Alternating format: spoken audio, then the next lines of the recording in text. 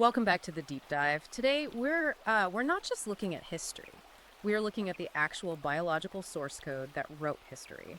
We're staring down the barrel of a statistic so fundamental and honestly so stark that it might just rewrite everything you think you know about your relationships, your career, and frankly your own family tree.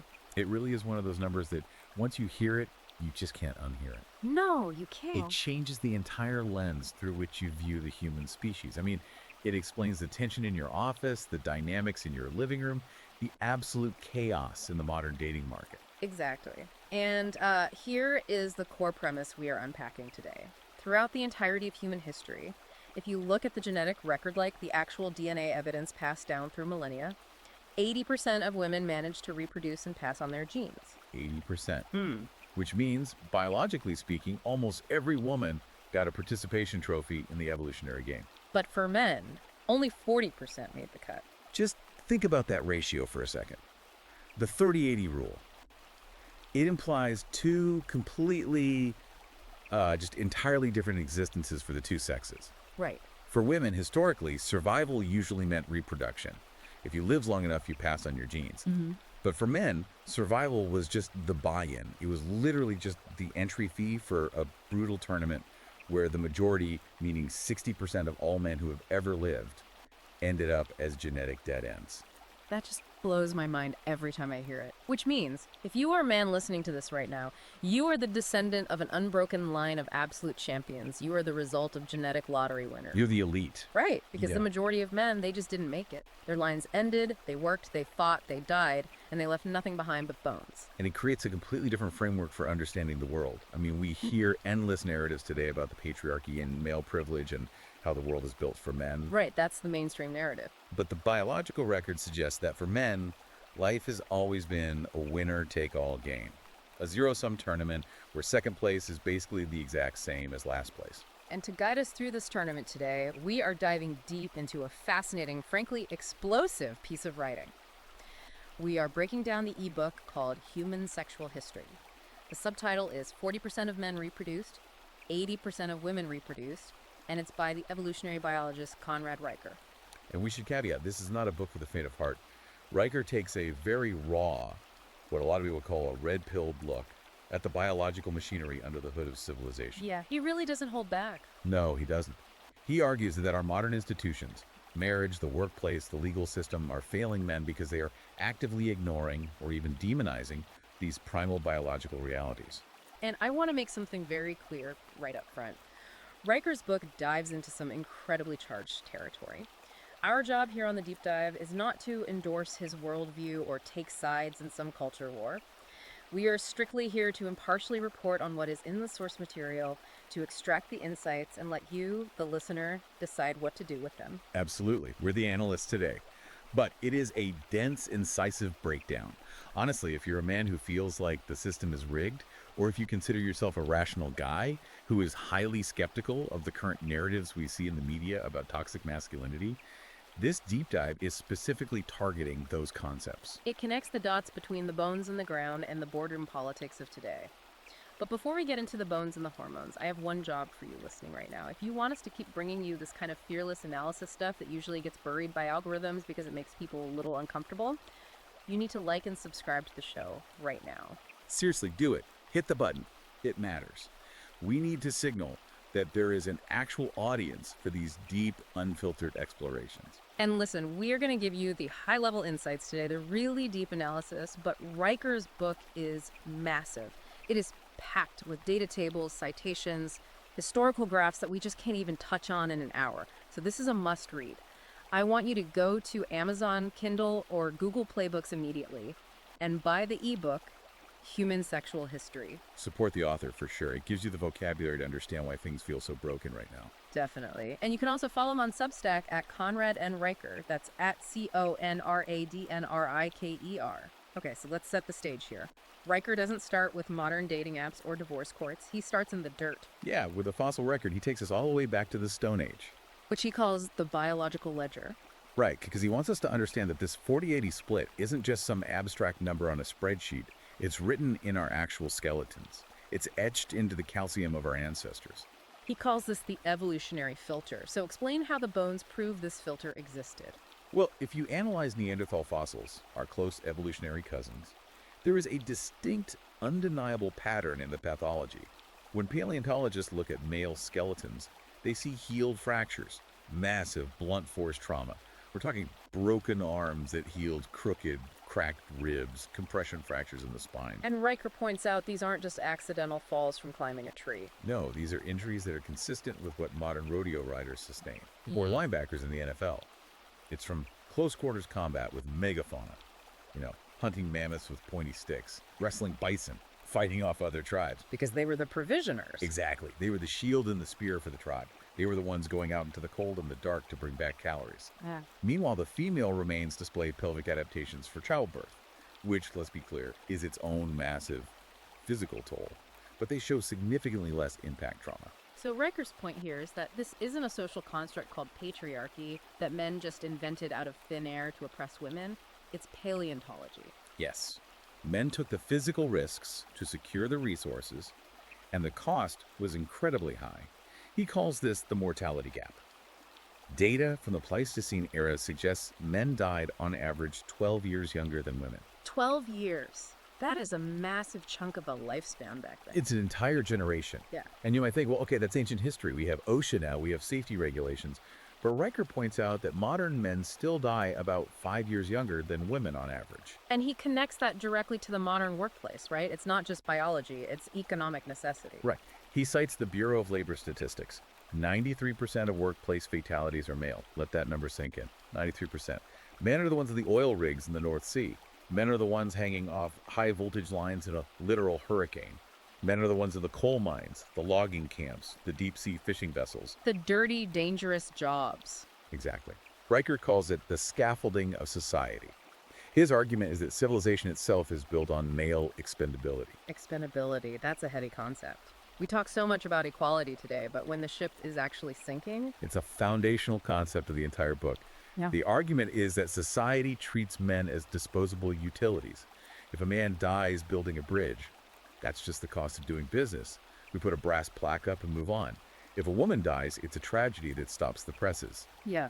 And biologically, Riker argues this makes cold, hard sense. It's not fair, but it's efficient. Because of the reproductive math we started with. Right. A tribe can survive the loss of 40% of its males. One surviving male can impregnate multiple females and keep the population going. But if a tribe loses 40% of its females, that tribe is mathematically extinct within a single generation. You just cannot recover from that. Because women are the reproductive bottleneck. Riker calls it the womb monopoly. Eggs are expensive and rare. Sperm is cheap and abundant. That biological reality dictates how society instinctively values life. It dictates why we send men to war and keep women at home. He argues it's not sexism. It's a brute force survival strategy. But it's not just about dying young. It's about the engine that drives men to take those insane risks in the first place. Let's shift to what he calls the testosterone engine. Because Riker really pushes back on the idea that we've demonized the very chemical that built the modern world. He is extremely clear on this. He argues testosterone is not a toxin. There is no such thing as toxic masculinity in his view. He says testosterone is the fuel of civilization. It is the chemical compound that compels a human being to leave the safety of the cave and go kill a mammoth. He cites that Harvard study, right, the 2022 one. Yes, a longitudinal study that found men with higher testosterone levels didn't just fight more or take more dumb risks. They actually earned 34% more money and founded 3 times as many companies. 3 times as many companies. That's a staggering correlation. It's a direct link. That biological drive, the aggression, the risk-taking, the spatial reasoning, the desire to dominate a hierarchy, that is what drives economic output. It's what builds skyscrapers. And Riker creates a really fascinating, if alarming, link here. He mentions an NIH meta-analysis showing that chemical castration or suppressing testosterone significantly reduces spatial reasoning capabilities. So when we talk about toxic masculinity in culture, or we try to suppress male aggression in elementary schools, Riker is saying we are essentially sabotaging the engine of innovation. We are pouring sugar in the gas tank of our own economy. Essentially, yes. He brings up the ADHD epidemic in schools as his prime example of this. He argues that the modern education system is effectively chemically castrating boys. How so? Well, you have little boys who have this natural evolutionary drive to move, to compete, to roughhouse. That's the future hunter, the future builder, practicing his craft, figuring out the physics of his own body and the world. And instead, we force them to sit in a plastic chair under fluorescent lights for 8 hours a day and listen to a lecture. Right. And when they fidget, when they literally can't sit still because their biology is screaming at them to do something active, we tell them they have a disorder. We drug them with stimulants that ironically pacify them. Riker says we are medicating the male out of them, treating biological drives as if they are diseases. We are telling them from day one that their natural state is wrong. He calls it the pathologizing of male energy. Exactly. And the result, according to the book, is an entire generation of men who are disengaged, dropping out, or just failing to launch because their very nature is being suppressed. They are told their instincts are toxic, so they stop trusting themselves. Which leads us directly into where those instincts usually play out, which is the battlefield of romance. Let's move into segment 2, the mating market. Because if men are being suppressed and 80% of women are reproducing, but only 40% of men are, how does it actually look today? Riker uses a term I've heard thrown around before, but he really unpacks it here. The harem paradox. This is absolutely crucial for understanding the 40-80 rule in a modern context. The harem paradox basically states that women, driven by biology, would prefer to share a high-value alpha male rather than have exclusive access to a faithful average beta male. Wait, share him, you mean like actual polygamy? In the modern Western world. Riker argues it has always been this way. We just changed the labels to make ourselves feel more civilized. Look at history. The Ottoman Empire had sultans with hundreds of wives. Genghis Khan, his genetic legacy, is currently in 0.5% of the entire global population. That's millions of men descended from one single guy. Right. But we don't have sultans anymore. We have monogamy, officially. Officially. But Riker points to what he calls the Silicon Valley harem.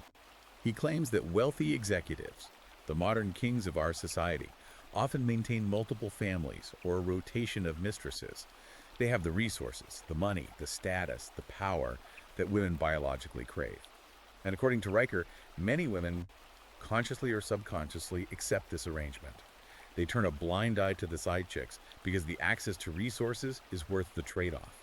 Because 10% of a CEO's resources is worth more than 100% of a barista's resources. In purely evolutionary terms, yes.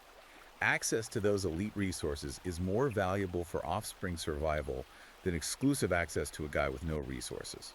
If you have a child with the CEO, that child has a better shot at survival, again, biologically speaking, than the child of the nice guy who works at the video store. That is a pretty bleak outlook for the average guy who just wants to get married and have a family. It feels like the game is entirely rigged against him from birth.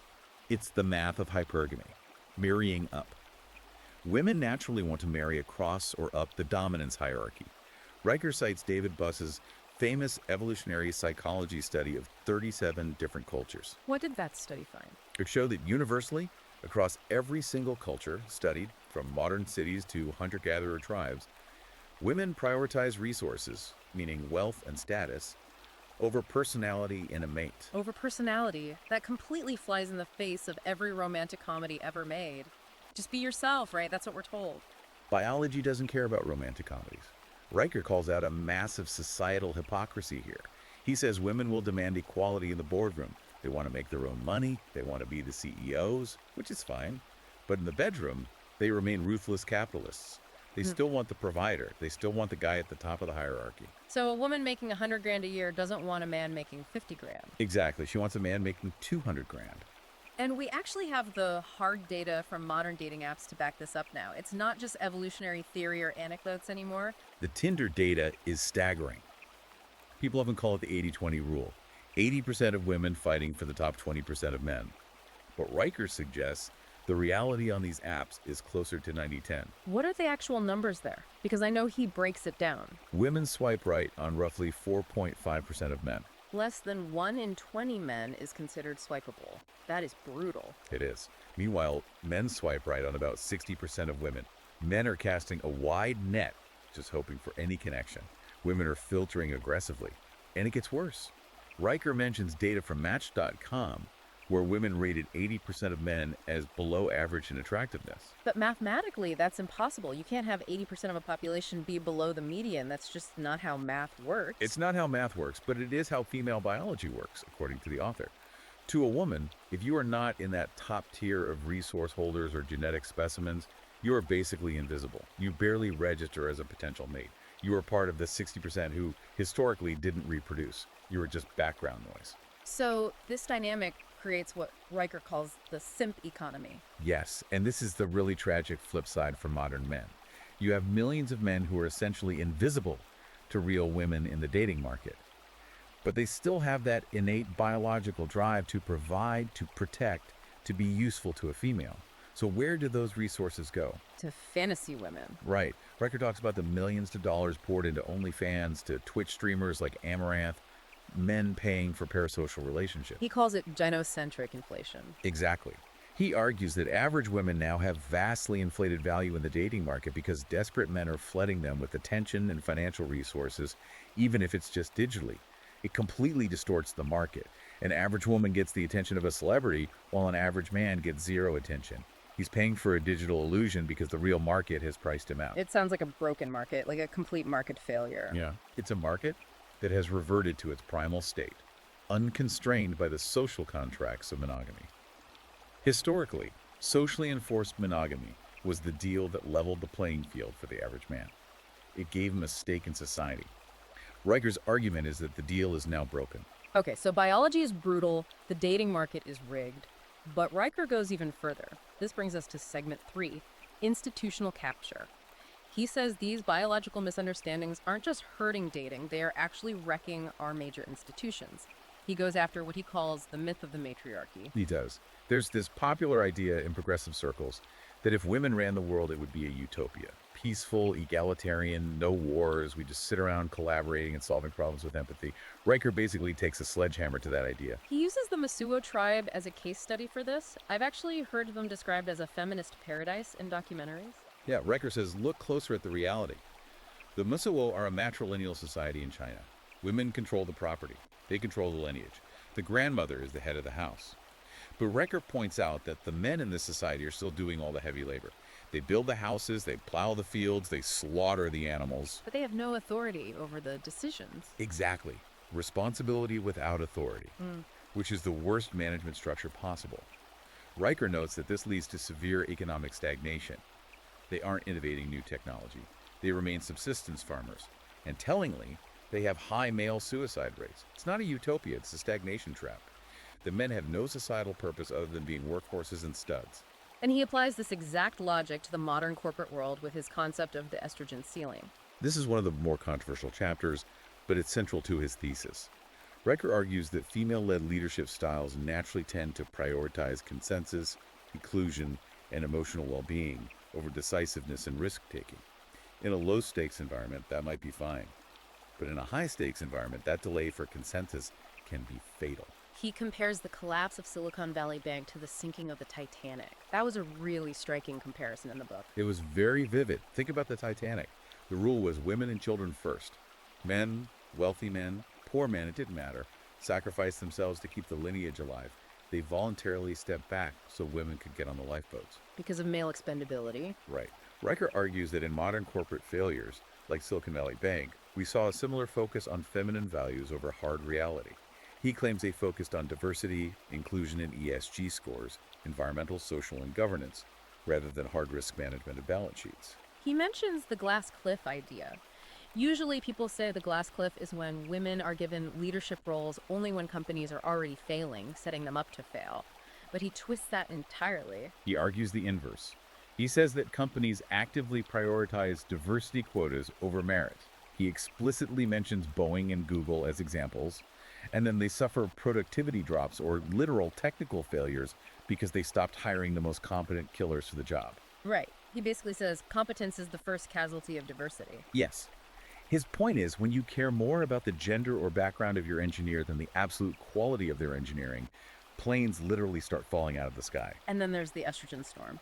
Yeah, this is the chapter where he discusses the impact of hormonal fluctuations. He actually cites a study from the Journal of Financial Economics suggesting that hormonal cycles can affect risk-taking and decision-making stability in high-stakes finance.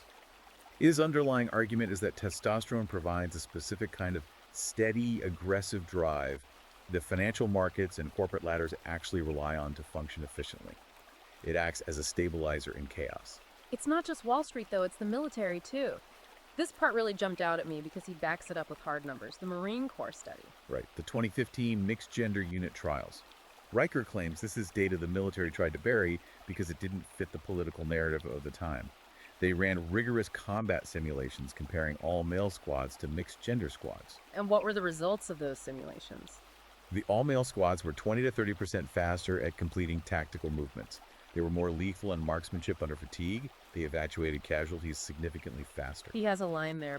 Bullets don't check pronouns. That's the core of his argument. War is the ultimate unforgiving meritocracy. Physics simply doesn't care about equality.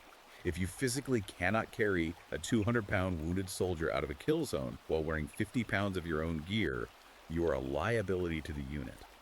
He argues that lowering physical standards just to be inclusive is quite literally getting people killed. He also talks about the brotherhood code in that context, the psychology of it.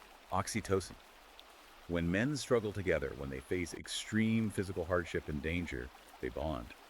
It creates a unit cohesion that is absolutely essential for surviving combat. Riker argues that introducing women into that specific dynamic completely disrupts the brotherhood code. Because it changes the biological signaling. Exactly. Men subconsciously start competing for the female. They start showing off or becoming overly protective instead of bonding uniformly with the unit. The squad stops acting as a single, lethal organism and fractures into a group of individuals posturing for a mate. Okay, so we have biology, we have mating, we have captured institutions. Now let's talk about the law. Segment 4, legal gynocentrism. This is where Riker says the system isn't just ignoring men, it's actively designed to extract resources from them. Let's talk about divorce. The divorce industry, as he calls it. The statistics he quotes here are wild. Women initiate 70 to 80% of all divorces. And it goes up to 90% among college-educated women. Riker calls this mechanism the cash out. A cash out. Think about the incentives built into the legal system. We have no-fault divorce. A woman can legally dissolve a marriage simply because she feels unfulfilled or bored. There doesn't need to be abuse or infidelity. But the legal system allows her to take half of the assets the man worked to build, plus ongoing alimony. It financially incentivizes leaving. He tells that story in the book to illustrate this, the plumber and the yoga instructor. Right, it's a perfect archetype for his argument. The husband is a plumber. He's working 60-hour weeks, breaking his back, destroying his knees in crawl spaces just to pay the mortgage and provide. He's exhausted when he gets home. The wife feels neglected because he's always working. So she goes to the gym, she meets a more exciting, more emotionally available, but much poorer man, the yoga instructor. And then what happens? She divorces the plumber, she takes the house, she takes half his pension, and she gets alimony. So the plumber is literally working overtime to pay for his ex-wife to date the yoga instructor. That is the reality Riker describes. He says the legal system effectively enforces hypergamy even after the marriage ends. The man remains the financial provider, but he gets absolutely none of the benefits of the relationship. He's an indentured servant to his ex-wife's happiness. And custody battles are the other half of that nightmare. The tender years doctrine. It's an old legal bias that courts still heavily lean on, which assumes mothers are the primary caregivers by default. Riker cites census data showing that fathers win primary custody only about 18% of the time. 18%. The default setting of the family court system is dad is a visitor on alternating weekends and dad is an ATM. And let's not forget paternity fraud. This is something I honestly didn't realize was so prevalent until I read the source material. Riker calls it the darkest joke in the entire legal system. Men paying child support for kids that DNA tests prove are not biologically theirs. And the courts enforce that. Often, yes. Because legally, courts rule that it's in the best interest of the child to maintain the financial status quo and keep the checks coming. The biological truth doesn't matter to the state. The revenue stream matters. The state wants someone to pay for the child, and the man on the birth certificate is the one with the wallet. It feels like an impossible double bind for men. Riker talks about this vulnerability trap. Because society constantly tells men to open up. Right, we hear this from pop psychology all the time. Be vulnerable, it's okay to cry, talk about your feelings. But Riker says that is a complete trap. He has a very harsh line. Male tears are breakup fuel. Breakup fuel. He argues that biologically, at a primal level, women are attracted to competence, stoicism, and strength. They want a rock in a storm. When a man breaks down, when he admits deep depression or cries, he loses respect in her eyes. He loses sexual attraction. So even if women say they want an emotionally available man, Riker claims that despite what women say they want, their biology punishes that vulnerability. It triggers an instinctual disgust response. They Yeah. see weakness, and the mating drive just evaporates. So men are told by society to be soft, and then they are brutally punished in their relationships for actually being soft. Precisely. It's gaslighting on a massive societal scale, which leads directly to men just checking out entirely. But before we get to the men checking out, we have to talk about the collateral damage of this broken structure. Segment 5, the fatherhood algorithm. We have to talk about the children. This is what he calls the sun factory concept. We have to look at the true cost of fatherlessness. Riker pulls absolutely no punches in this chapter. He links fatherless homes to almost every major societal ill we face today. The stats on this are usually pretty clear across the board. They are undeniable. 85% of youth inmates come from fatherless homes. Poverty, school dropouts, drug addiction, all of these correlate incredibly strongly with the physical absence of a biological father in the home. He analyzes Detroit as a specific case study for this. Yes. He argues that when the patriarchal figure was removed from the home, often because the welfare state stepped in and replaced the father as the primary financial provider, the community collapsed. He talks about the provider genome. Men have a deep biological drive to provide. It is what gives them purpose and anchors them to civilization. Yeah. Riker argues that the welfare state basically told men, we don't need you anymore. The government is the daddy now. We will send the check. And without that purpose, without that anchor. Men drifted, and chaos ensued. You took away their societal role, so they stopped playing by the rules of society. He contrasts this modern failure with the historical idea of primogeniture. Right, the lineage. Historical families, dynasties like the Rothschilds or the Fuggers in Europe, they concentrated their resources. They didn't split estates evenly. They focused on raising highly competent sons, specifically firstborns, to carry the torch and expand the empire. Riker calls this the sun factory. Successful civilizations prioritize raising strong, capable men. They invest heavily in the boys, because boys are the ones who are going to have to build and defend the next generation's infrastructure. Because if you don't build a sun factory, you get the chaos we see in the crime statistics today. Exactly. Civilization is maintained by men who have been actively taught by older men to control their primal aggression and channel it for the good of the tribe. If you remove the father, you get the aggression without the control mechanism. You get rampant violence instead of structured protection. So we've painted a pretty grim picture here. We've got biological expendability, a rigged dating market, captured corporate institutions, and a legal system that extracts wealth. What is the solution? Segment 6, reforging the sword. Riker doesn't just want the reader to be angry. He actually has a strategic way forward. First, he says you have to actively reject the mask of masculinity. Stop trying to be the soft, compliant male that modern society tells you to be. Stop apologizing for your inherent nature. He mentions the herbivore men of Japan as a warning of what happens if you don't. Right. Herbivore men are a phenomenon in Japan. Men who have completely opted out of the system. They avoid romantic relationships. They avoid corporate ambition. They just exist quietly in their apartments playing video games. They eat grass, metaphorically speaking. And Riker says that is a form of surrender. It is total surrender. That is voluntarily becoming part of the 60% who die without leaving a legacy. But he does talk about MGTOW, right? Men going their own way. He sees the strict logic in it. If the game is rigged, if marriage is a massive legal liability, if divorce is statistically probable and ruinous, then the rational game theory move is to simply not play. To avoid marriage and cohabitation entirely to protect your hard-earned resources.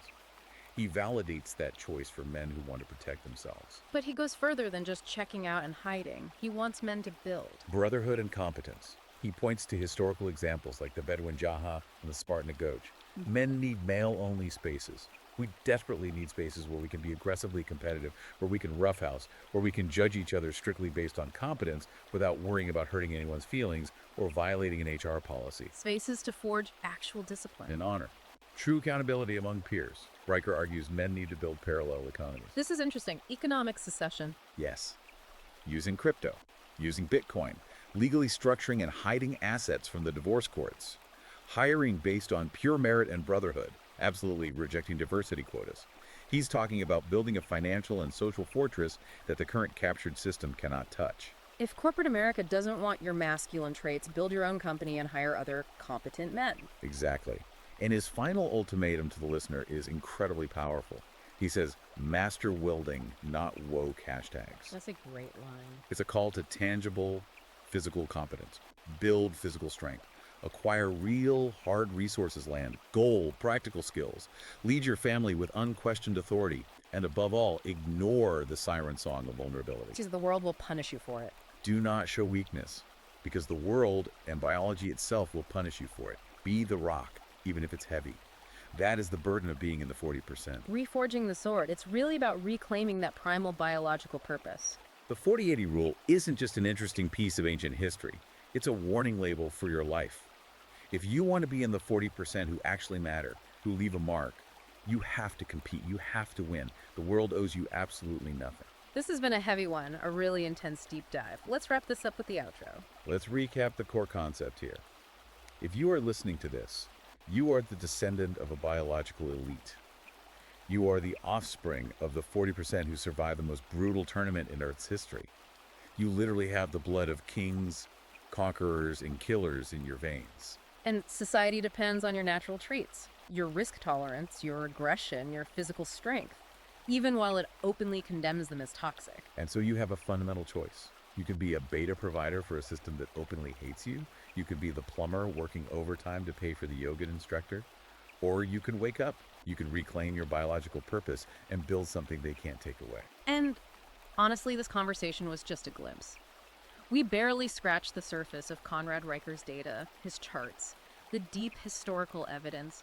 You really need to read the full book to get the complete picture. Seriously, go to Amazon Kindle right now. Go to Google Play Books. Buy Human Sexual History. It's not just a book. It's a manual for survival in a rigged game. It's the playbook they really don't want you to have. And when you buy it, leave a 5-star review. You have to fight the algorithm that tries to bury this kind of work. And be sure to follow Conrad and Riker on Substack, Twitter, and YouTube. Get the uncut analysis straight from the source. Don't just listen to this and go back to sleep. Wake up. Like and subscribe to The Deep Dive. This is how we keep bringing you the truth. See you in the deep end.